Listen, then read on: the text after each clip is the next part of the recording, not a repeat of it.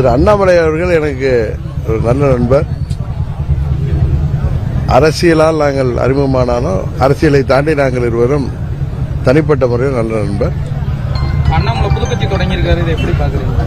என்னை பொறுத்தவரை அவர் பிஜேபியிலிருந்து ராஜினாமா செய்தது வருத்தம் அளிக்கிறது என்றுதான் சொல்ல வேண்டும். பாட்டுக்கு 10 ரூபா பாட்டு பாடி விஜய் அரசியல் விமர்சனம் செஞ்சு வந்தாரு. இப்ப அவரே பாட்டுக்கு 10 ரூபாய் சொல்லி அதான் சொல்றேன்.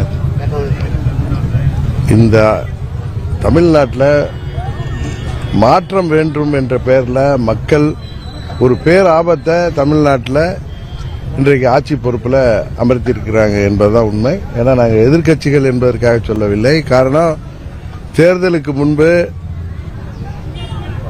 இன்றைய முதல்வர் விஜய் பற்றி பல கட்சிகள் பல்வேறு கருத்துக்கள் சொன்னபோது கூட நான் என்ன சொன்னேன் என்பது உங்களுக்கு தெரியும். அம்மா மக்கள் முன்னேற்ற கழகத்திற்கு, குறிப்பாக எனக்கு யார் மீதும் அச்சமோ யார் மீது பொறாமையும் கிடையாது. திரு விஜய் அவர்கள் சினிமா உலகத்திலிருந்து, திரை உலகத்திலிருந்து ஒரு உச்சபட்ச நடிகராக இருந்து இன்றைக்கு அரசியலில் வந்து கட்சி தொடங்கி இருக்கிறார். அவரால் தமிழ்நாட்டில் அரசியலில் மற்ற கட்சிகளுக்கு பாதிப்பு வரும்னு நான் அன்றைக்கே சொன்னேன். அன்றைக்கு கூட நீங்க கேட்டீங்கன்னா அவரோட கூட்டணிக்கு போறீங்களான்னு. கூட்டணிக்கு போறது போகாதுங்கிறது ரெண்டாவது விஷயம். ஆனால் யதார்த்தத்தை சொல்பவன் நான்.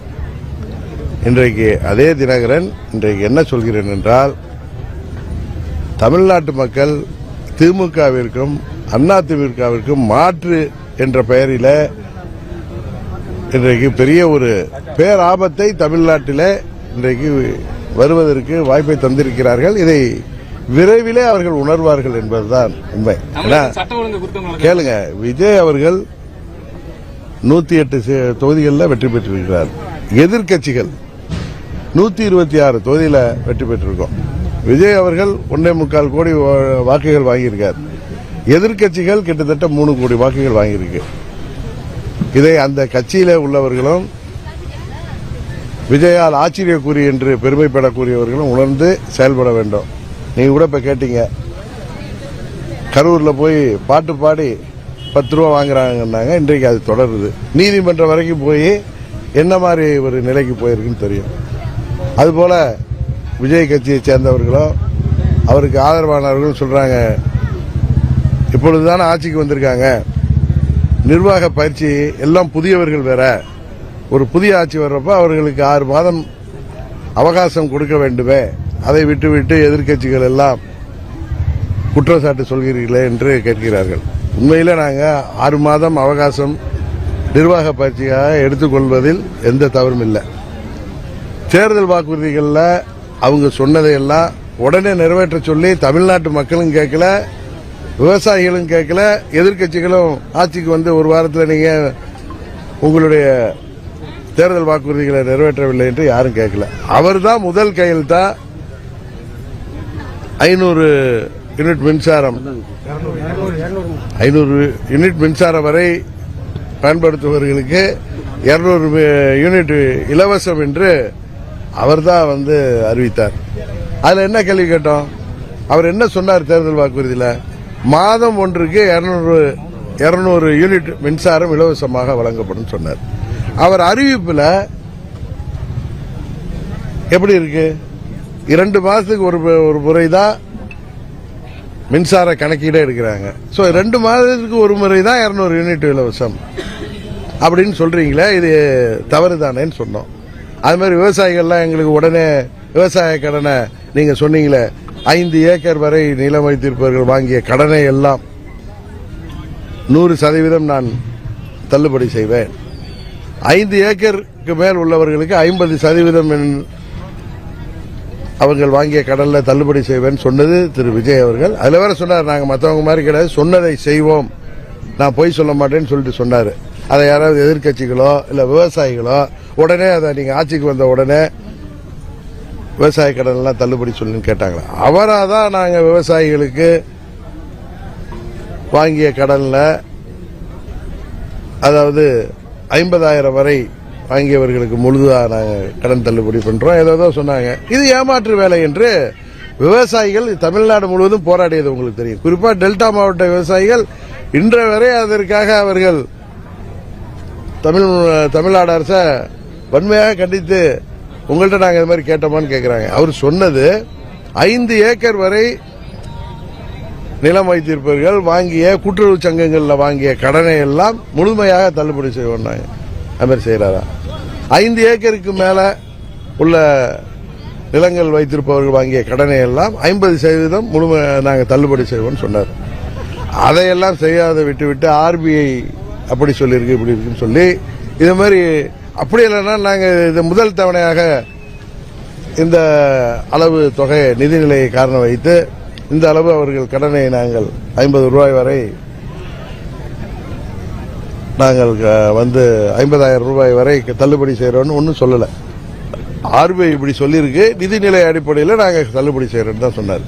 அதனால அவங்க தவறா செய்யறப்ப, ஏமாற்று வேலை செய்யறப்ப அதை சுட்டி காட்ட வேண்டியது ஒவ்வொரு குடிமகனின் கடமை. அரசியல் கட்சி அதன் தலைவர்கள் என்பதெல்லாம் விட்டுவிடுங்க, அது எங்களுடைய கடமை.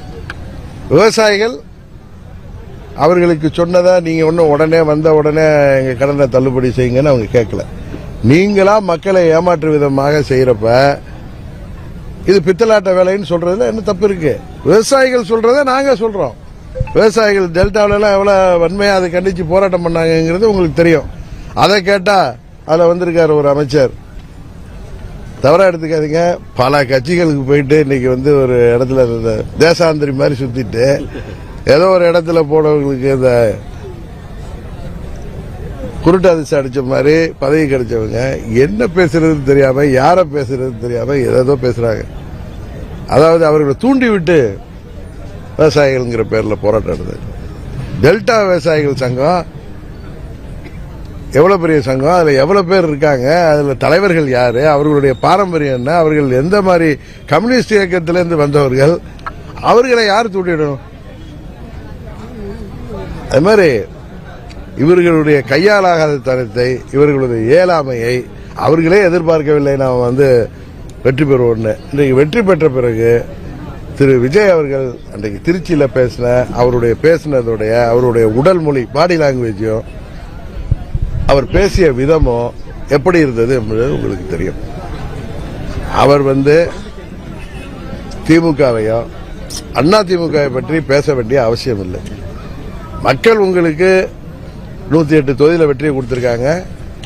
நீங்க எல்லோரிடமும் போய் கையேந்தி திமுக கூட்டணியில நீங்க யார தீய சக்தின்னு சொன்னீங்களோ அந்த கூட்டணியில வெற்றி பெற்றவர்கள் திமுக தான் அதுல பெரிய கட்சி, அவர்கள் ஆதரவோடு வெற்றி பெற்றவர்கள். இப்ப கம்யூனிஸ்ட் கட்சிக்கெல்லாம் வேற மாநிலங்களில் எம்பி இருக்காங்களான்னு தெரியாது. காங்கிரஸ் கட்சியோடைய நிலைமை உங்களுக்கு தெரியும். அவர்களுக்கு தேர்தலுக்கு முன்பு ஒரு ராஜ்யசபா கொடுத்தாங்க, கரெக்டா? 9 பாராளுமன்ற உறுப்பினர்களை திமுக கூட்டணியில தான் ஜெயிக்க முடிஞ்சிச்சு அவங்க. இன்றைக்கு வேணா 1000 காரணம் சொல்லுவாங்க.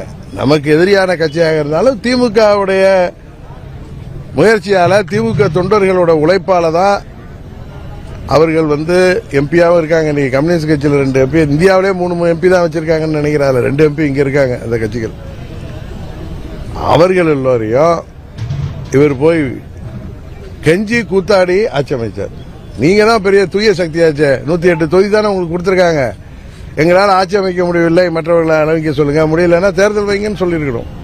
அதை விட்டு எங்கள் அமமுகவுக்கு ஒரே ஒரு சட்டமன்ற உறுப்பினர் மன்னார்குடியில் வெற்றி பெற்றார். அவர் தேமுதிக எதிர்த்து தான் வெற்றி பெற்றார்.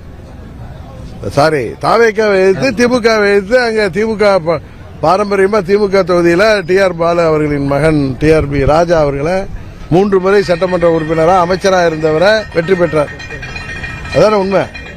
அந்த சட்டமன்ற உறுப்பினர் ஒரே ஒரு சட்டமன்ற உறுப்பினர் என்பதால அவரை நீங்கள் அவருக்கு அதை தருகிறோம் இதை தருகிறோம் என்று சொல்லி அவரும் பதவி ஆசையில உங்கள்கிட்ட ஏமாந்து கார்ல உட்காந்து கையெழுத்து போட்டு எடுத்த லெட்டரை நீங்க போய் கவர்னர்கிட்ட காப்பி கொடுக்குறீங்க. நீங்க உண்மையாவே தைரியசாலியா இருந்தா அந்த ஒரு MLA அமமுக தலைவர்கிட்ட என்னிடம் ஒப்புதல் வாங்க முடியலன்னா அவர் உங்களுக்கு ஆதரவா இருக்காரு, அவர் தான் எங்களை தேடி வந்தாருங்கிறீங்களா, எதுக்கு கார்ல வச்சு கையெழுத்து வாங்கணும்? அவரை அழைச்சிட்டே போய் லெட்டர் கொடுத்துருக்கலாமே. இப்ப காங்கிரஸ் கட்சி தலைவர் அழைச்சிட்டு போனீங்க செல்வ பெருந்தகைய, கம்யூனிஸ்ட் கட்சி தலைவர்கள் அவர் சண்முகம், வீரபாண்டியன், IUML தலைவர்கள் அவங்க கூட வந்தாங்க, நண்பர் திருமாவளவன் வந்தாரு. அது மாதிரி இந்த ஒரு MLA நீங்க ஏன்னா ஒரு MLA கட்சித்தாவல் தடை சட்டத்தில் அவர் மாட்ட மாட்டாருங்கிற தைரியத்தில் தானே நீங்க எங்கள்கிட்ட இருந்து களவாடுனீங்க. அவரை நீங்க அழைச்சிட்டு போயிருக்கலாமே. அவர் கடிதத்தை போய் உங்களுக்கு கொடுத்தாருல ஒரு கடிதம், அதுக்கு முன்னாடியே எனக்கு கடிதம் கொடுத்திருக்காரு. அவர் பண்ணது ஃபோர்ஜரி வேலை இல்ல, நீங்க பண்ணது ஃபோர்ஜரி வேலைங்கிறது கவர்னர்கிட்ட விசாரிக்கிறப்ப பயந்துட்டு போய் அவர் வந்தார். அந்த சட்டமன்ற உறுப்பினரே போய் கிண்டி போலீஸ் ஸ்டேஷன்ல வழக்கு கொடுத்தாரு, இது கேஸ் கொடுத்திருக்காரு. இதெல்லாம் ஒரு தூய சக்தி, நான் நேர்மையானவன், தமிழ்நாட்டில் நேர்மையான ஆட்சி செய்வேன் அப்படின்னு சொல்லிட்டு இன்னொரு கட்சி எம்எல்ஏ, ஒரு எம்எல்ஏ தானே அப்படின்னு ரொம்ப இலக்கரமா தூக்கி பார்த்தீங்களே, எவ்வளவு அசிங்கப்பட்டீர்கள். இதுவரை தமிழ்நாட்டில் இது நடந்திருக்கா? இதுவரைக்கும் தமிழ்நாட்டில் ஆட்சி அமைப்பதற்காக இது போல மற்ற கட்சி எம்எல்ஏ தூக்கி நடந்திருக்கா? அதுபோல அதிமுக தீர்ந்து போன சக்திங்கிறீங்க, அதிமுக ஊழல் சக்திங்கிறீங்க. அவங்கள எம்எல்ஏக்களை ஆசை காட்டி, சரி அவங்களே உங்கள்கிட்ட வந்தாலும் இந்த சின்ன பிள்ளைங்க வந்தா ஏமாத்தி பிஸ்கட் கொடுத்து புள்ள பிடிக்கிற தூக்குற மாதிரி அவர்களை 25 பேரை தனி அணியாக்கி அவர்கள் ஆதரவை வாங்கி அவர்களை நீங்க ஆதரவோடு ஆட்சி அமைத்தீர்களே, அவர்கள் எல்லாம் இன்றைக்கு ரோட்ல நிக்கிறாங்க தெரியுமா? அதுல 4 இன்னும் போனா இதுக்கு மேல ஒரு இதுவரை இந்தியாவில் நடக்காத அளவுக்கு, தமிழ்நாட்டில் குறிப்பா நடக்காத அளவுக்கு 4 பேரை ரிசைன் பண்ண வைக்கிறீங்க. கேட்டா அவங்களா ரிசைன் பண்ணிட்டேங்க. இதெல்லாம் நீதிமன்றத்துக்கு உறுதியாக செல்லும். அதற்கான நேரம் என்ன கட்சி தாவுறாங்களா? இல்ல இல்ல, இதுல கட்சி தாவல் செய்ய இல்லங்க. இல்ல அவங்க மேல அதிமுகவில இருந்து கட்சி தாவல் தடை சட்டப்படி அவங்க மேல நடவடிக்கை எடுக்கணும்னு அதன் பொதுச் செயலாளர் லெட்டர் கொடுத்திருக்கப்ப சபாநாயகர் சட்டத்திற்கு புறம்பாக தான் அதை ஏற்றிருக்காரு. இன்னொன்னு அது உறுதியாக அது நீதிமன்றத்துக்கு உரிய நேரத்தில் செல்வாங்க. உடனே போகணும்னு அவசியம் இல்லையே, உரிய நேரத்தில் செய்வாங்க. உங்கள் தவறுகளை மேல தவறுகள் செய்றீங்க. அரசியலமைப்பை அம்பேத்கர் சிலையை உங்களுடைய கொள்கை தலைவர்னு சொல்லிட்டு அவர் கொண்டு வந்த அரசியலமைப்பை நீங்க தவறா பயன்படுத்துறீங்க. இன்னொன்னு தம்பி, நீங்க சொல்ற மாதிரி இவங்க சட்டத்துக்கு புறம்பா செயல்படுறாங்க. அதுக்கு என்ன சட்டத்தை மாற்றணும்னு அவசியம் இல்லை. இவங்க சட்டத்துக்கு ஒரு எம்எல்ஏவா இருந்தாலும் இதே மாதிரி ஆட்சி அமைப்பதற்கு அவங்களுக்கு தேவை இருக்கிறப்ப அதுல என்ன குதிரை பேரை வரதானே செய்யும். இப்படி சுயநலத்திற்காக எம்எல்ஏ பதவி ராஜினாமா பண்ணிட்டு இன்னொரு கட்சியில போய் சேர்றாங்கல்ல, அது இல்ல அதே மாதிரி அயோக்கிய தரத்தை யாரு ஊக்குவிச்சிருக்கா? இந்த தூய சக்தி தானே ஊக்குவிச்சிருக்கு.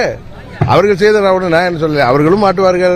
அவர்களை தூண்டிய நீங்களும், அவங்கள ரோட்ல நிறுத்தின நீங்க, ஏமாத்தி அழைச்சிட்டு போனது நீங்க, அவங்களா ஏமாந்து வந்தாங்கனால ஏமாத்தினது நீங்க. ஏமாந்து வர்றா நீ எப்ப இது மாதிரி வராதுன்னு சொன்னீங்க, தூய சக்தியாச்சு. அதே மாதிரி திரு ஆதவ அர்ஜுனா சொல்றாரு, எங்க முதலமைச்சர் படத்துக்கு 200 கோடி வருமானத்தெல்லாம் விட்டு வந்திருக்காருன்னு. ஆனா அவரு தேர்தல் இதுல பாருங்க, அவர் நாமினேஷன்ல அவருடைய சொத்து மதிப்பை அவருடைய 600 கோடி தான் காமிச்சிருக்காரு. முதலமைச்சர் என்ன பேசுறாரு திருச்சியில, நான் கோட்டு சூட்டு போடுறத பார்த்து எல்லாம் அதை பார்த்து கேலி செய்யறாங்க. அப்படி இல்ல, நீங்களே வாயில ஒத்துக்கிட்டீங்க. நீங்க பிளாக் அண்ட் ஒயிட் அவர்னு, பிளாக் அதிகமாகவும் ஒயிட் கம்மியாகவும் இருக்கு அவர்கிட்ட. நம்ம ஊர்ல என்ன சொல்லுவாங்க, கருப்பு படத்தை அதிகமா பிளாக்கும்பாங்க, வெள்ளை படத்தை கருப்பு ஒயிட் மணியா பிளாக் ஒயிட் வெள்ளைம்பாங்க.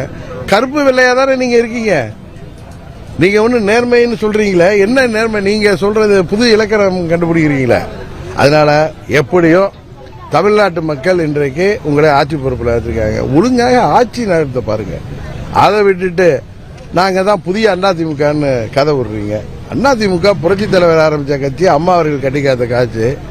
அந்த கட்சியை நீங்க நீர்த்து போன சக்தி, தீர்ந்து போன சக்தின்னு சொல்றதுக்கு உங்களுக்கு என்ன இருக்கு? நீங்க இன்னைக்கு தானே வந்திருக்கீங்க ஒரு நீர்க்கூலி மாதிரி. நீங்க இன்னைக்கு ஏதோ ஒரு அதிர்ஷ்டத்தில் வந்திருக்கீங்கன்னா எல்லாரும் சொல்றாங்க. இன்னொன்னு சொல்றாங்க, நாங்க மதங்களை உடைத்து விட்டோம், ஜாதிகளை உடைத்து விட்டோம். எதுக்கு மயிலாப்பூர்லயும் ஸ்ரீரங்கத்தில் மாற்றி ஒரு குறிப்பிட்ட சமுதாயத்தை சேர்ந்தவரை வேட்பாளரா போட்டீங்க அப்படின்னு முன்னாள் சபாநாயகர் அப்பாவு கேட்கிறாரு. அதுக்கு நீங்க பதில் சொல்ல முடியல. நாங்க பணநாயகத்தை ஒழிச்சிட்டு வாங்குறீங்க. உங்க வேட்பாளர்கள் எத்தனை பேர் ஓட்டுக்கு 2000 ரூபாய் கொடுத்தத உங்க பக்கத்து தொகுதியில் தோத்த வேட்பாளரே சோசியல் மீடியாவில் அவர் பேசுறத நீங்க தொலைக்காட்சிகளையும் சோசியல் மீடியாவில் போடுறீங்க. அதனால அவர்கள் தூய சக்தியும் கிடையாது, சும்மா மக்களை ஏமாற்றுகிற பித்தலாட்ட சக்தி. கட்சி ஆரம்பத்துல இருந்து இன்னைய தேதி வரையும் முதலமைச்சரான வரையும் செய்தியாளர் சந்திக்கல முதலமைச்சர். அது நீங்க முதலமைச்சரே அவருக்காக பேசுறாங்களே திரு ஆதவ் அர்ஜுனாவை தான் கேட்கணும். அதை பத்தி நம்ம பதில் சொல்ல வேணாம். அவர் பத்திரிகையாளர்களை சந்திக்கணும். டெல்லியில போய் பிரைம் மினிஸ்டரை பார்த்துட்டு 3 நிமிஷத்துல எந்திரிச்சு உடையாந்துட்டாரு. என்ன மனு கொடுத்தீங்க என்ன ஏதுன்னு அவர் பத்திரிகையாளர் இல்லப்பா நீங்க பத்திரிகையாளர் மாதிரி பேசாத. இவர் நிறைய பத்திரிகையாளர் நினைச்சிட்டீங்க. கரூர் சம்பவத்துக்கு பிறகு பிஜேபி எடுத்து பேசுறது ஒரு நாளையில கூட விஜய்ட்ட நம்ம பார்க்க முடியல. அதே போல பிஜேபி போட்டிக்கிட்ட எந்த ஒரு தொகுதியிலுமே அவர் பிரச்சாரத்துக்கு போகல. இது எல்லாமே பிஜேபிக்கு பயந்துட்டாருங்கிற மாதிரி மற்ற அரசியல் கட்சிகள் பேசுறாங்களே. இது குறித்து உங்களை கருத்து என்ன சார்? சார், எல்லோர் சாயமும் வெளுத்துவிடும். தமிழ்நாட்டு மக்கள் ஒரு மாற்றம் வேண்டும் என்று நாம் செய்தது பெரிய வரலாற்று பிழை என்பதை உணரப்போகிற காலம் வெகு தூரத்தில் இல்லை. ஆட்சி அதிகாரங்கிறது ஒன்றும் சாதாரணமான விஷயம் இல்லை. தமிழ்நாடு இன்றைக்கு இருக்கிற நிலை, உலக மற்ற நாடுகள் இருக்கிற நிலை, தமிழ்நாட்டின் பொருளாதாரம், இந்தியாவின் பொருளாதாரம், எங்கேயோ போர் நடந்தாலும் தமிழ்நாட்டில் பட்டி தொட்டு கந்தர்வக்கோட்டைக்கு பக்கத்தில் உள்ள கிராமம் வரைக்கும் பாதிக்கிற அளவுக்கு விலைவாசி உயர்வு. அதனால இதையெல்லாம்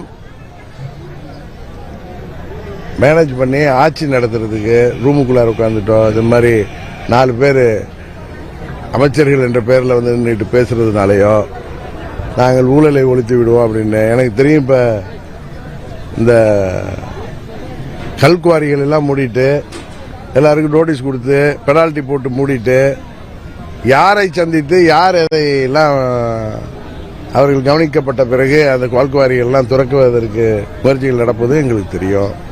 அதே மாதிரி இவர்கள் ஆட்சியில் கடந்த ஆட்சிகளை எல்லாம் தாண்டி இது ஒரு தவறான பாதையில் போயிட்டு இருக்குங்கிறத மக்கள் விரைவில் உணர்வார்கள்.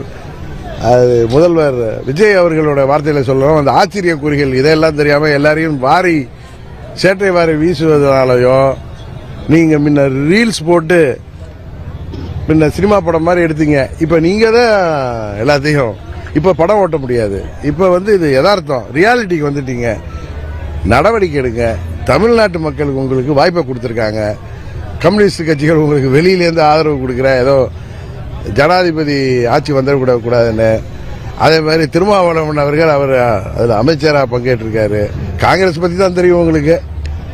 இவர்கள்லாம் கம்யூனிஸ்டுகளும் திருமாவளவன் அவர்களும் தாங்கள் இந்த ஆட்சிக்கு ஆதரவு கொடுத்தது தவறு என்பதை உணர்கின்ற காலம் விரைவில் வரும். தமிழ்நாட்டில் சட்டம் ஒழுங்கு எப்படி சார் அன்றாடம் நடக்கக்கூடிய பாலியல் அதாவது ஒவ்வொரு முறை ஆட்சி மாறும் பொழுதும் இந்த ஆன்டி சோசியல் எலிமெண்ட், சமூக விரோதிகள், இதே மாதிரி நம்பர் 2 தொழில் செய்யறவங்க எல்லாம் கொஞ்ச நாள் அமைதியா இருப்பாங்க. ஏன்னா புதிய ஆட்சியில எப்படி நடவடிக்கை இருக்குன்னு பார்த்துதான் அவங்க வாழ.